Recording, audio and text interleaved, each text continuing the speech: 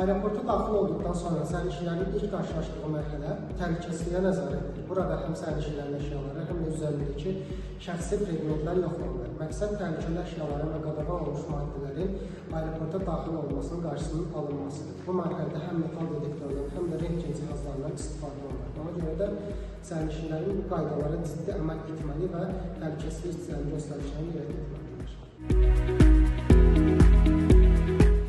Aeroportda biletlərin təsdiqlənməsi üçün sərnişinlər check-in masasına yaxınlaşırlar. Burada işçilər sərnişinin şəxsiyyətini və biletini yoxlayaraq uçuş kartı təqdim edirlər.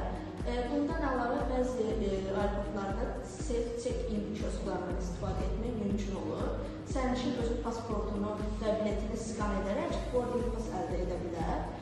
Uçuş kartı təyyarəyə vermək üçün əsas sənəd hesab olunur. Buna görə də sərnişinlər bu mərhələləri vaxtında başa vurmalıdırlar. Check-in zamanı sərnişinlərdən əsasən şəxsiyyət vəsiqəsi və ya beynəlxalq uçuşlar üçün pasport tələb olunur.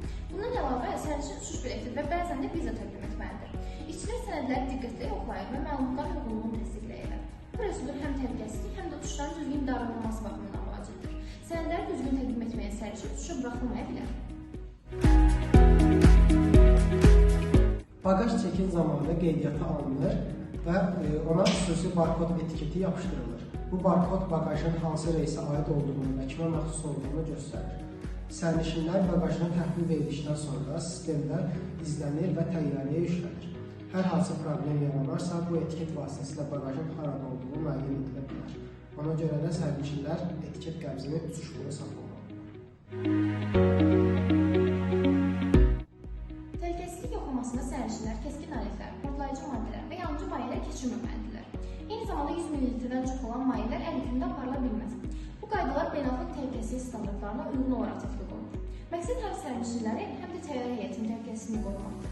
Əgər qadağan olunmuş əşya aşkar edilərsə, o dərhal müsadirə edilir və sərnişin haqqında əlavə yoxlama aparılır.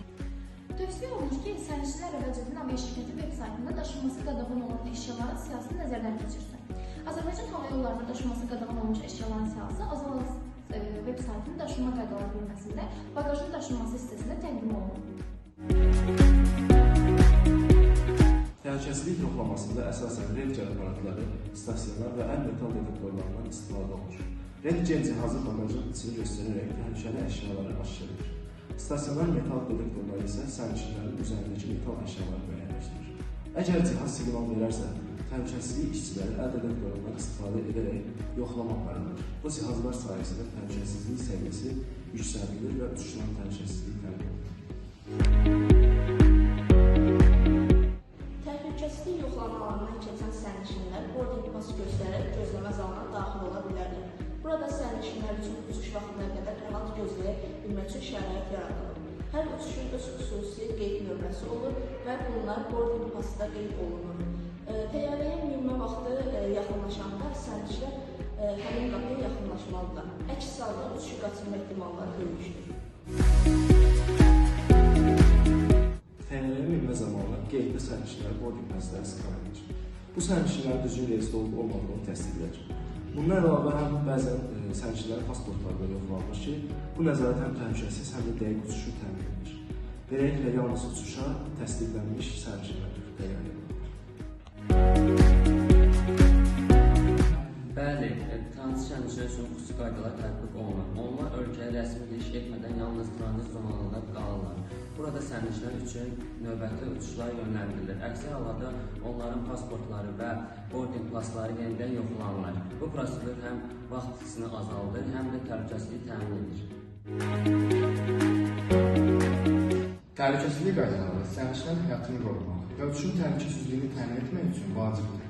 Bu qaydalar beynəlxalq standartlara əsaslanaraq bütün aeroportlarda tətbiq olunur.